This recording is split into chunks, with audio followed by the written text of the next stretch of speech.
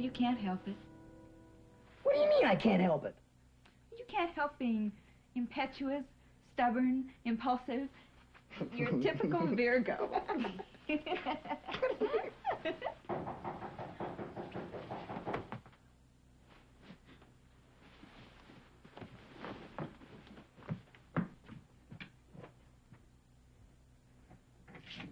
All right, all those who can't sleep into the middle of the room, please.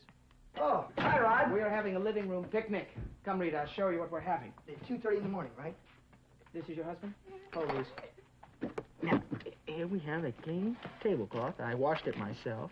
Also a candle, that's for atmosphere. Cold cuts for sandwiches, and one admittedly old pickle. Sorry. Oh, wise brother. He who can think of food at a time like this is wiser than the owls in the trees. Here, he went to college. You know, I heard that. Well, we've been up for, Since before we went to bed. I think it's in the 90s out there. I've never been so hot. Has to be 80 at least. Oh. North had given me an illustrated lecture of the stars. There. Oh, yeah? Movie stars? No. It's how to get in a fight with your wife. Hey, how's Rachel? Well, I think she's all right. Did she get home to the Carsons okay? Well, I talked to Elliot tonight. He didn't say much, though. Yeah. Ew. Oh, well, at least so long as she's home safe, that's all that's important. Do you realize who you're sitting next to? Madame Zingali. She can predict the future by the stars. Never mind. Well, really, she's like one of those little machines. You put in a penny and you get your weight and you get a little card back. Is he giving you a bad time, Rita? He's trying to. He thinks astrology's a bunch of junk. Oh, don't you? No, I mean, well, just take you two, for instance. You got the same heredity and the same bringing up, and, well, just look how different you are. I think you got a point there. Yeah, like the point on your head. A toast. The fault, dear Brutus, lies not in the stars, but in ourselves. Here, here. I like that one. You hear that one? Do you really think so? Sure, don't you? I mean, I think we're responsible for our own acts. Mm-hmm. Except when I think of that character over there, I wonder. You know, Norman, I think you were just born lucky, that's all. I was born impetuous, stubborn, and what else did you call me? Oh, lovable, loyal, friendly, courteous. Lucky. You were born lucky. You were lucky to find a girl like that, and you were wise enough to hold on to her. We weren't lucky, it's just because our signs matched. Listen, call it what you want to. You held on to her. You didn't let her slip through your fingers like your older brother's been known to do. Would you like to talk about it, Rod? Oh, no, I don't want to talk about it. Good. Yeah. You know, I was thinking tonight as I was closing up the garage. I was thinking about Allison. I was remembering times that she and I had together. Times when we walked on the beach. And then it dawned on me how much she and Rachel were alike. How their lives seemed to be so close in so many ways. I must love both. Oh, well, that's wonderful. Thank you very much. That's wonderful. A brother comes over here to talk to his brother and his sister-in-law, and this is what happens. I think that's terrific. I think that's terrific. I appreciate this, and I'm allowed to come over here at any time and talk to you about my troubles. You're rude. You understand that? Rude.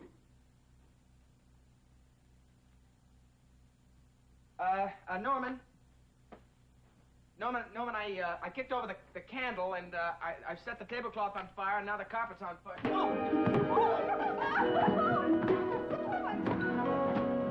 What's up with that? Oh, no!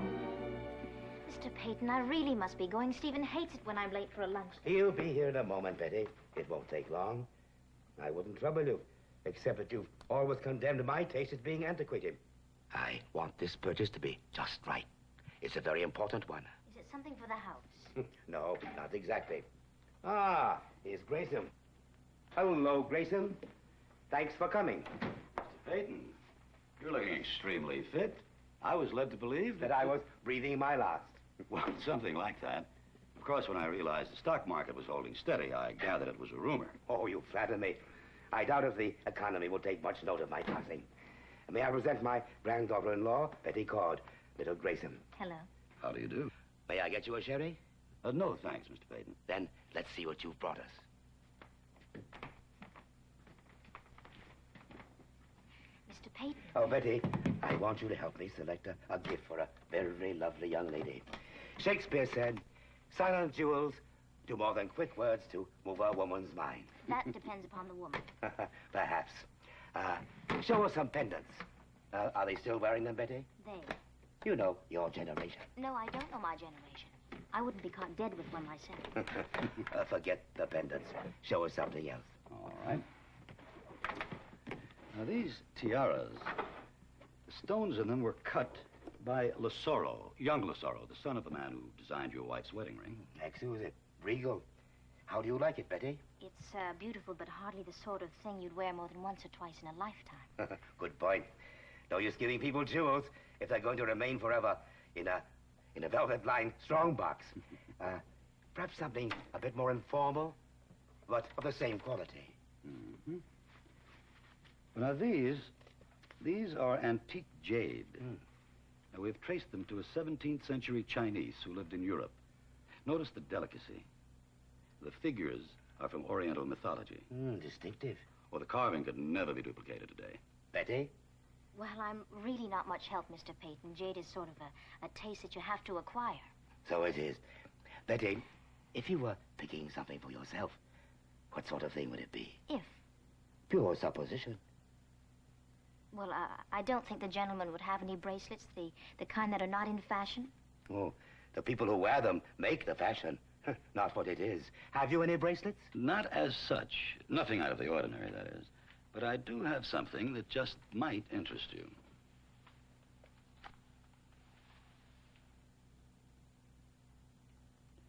Now, the cover is a single star ruby.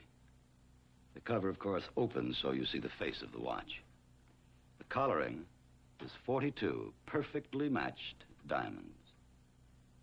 Magnificent. You realize, of course, how unique a piece it is. I know a $10,000 watch when I see one. I presume this is more nearly the sort of thing you would be caught dead in, Betty?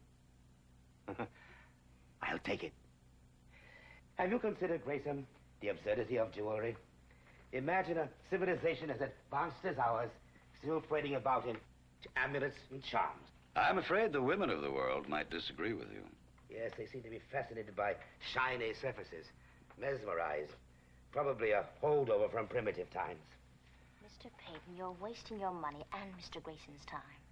Even if you gave me the crown jewels, which I'm sure you can afford, you wouldn't have the slightest chance in changing my mind or buying my help. Now, try to understand, I'm Stephen's wife. Now, that's the only gift I want. And I have it.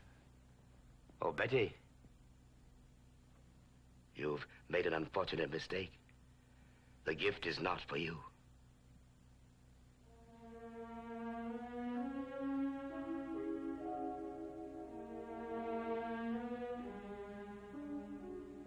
But I thought you said... Yes, a very lovely young lady. I'm sorry, Betty. It's for someone else.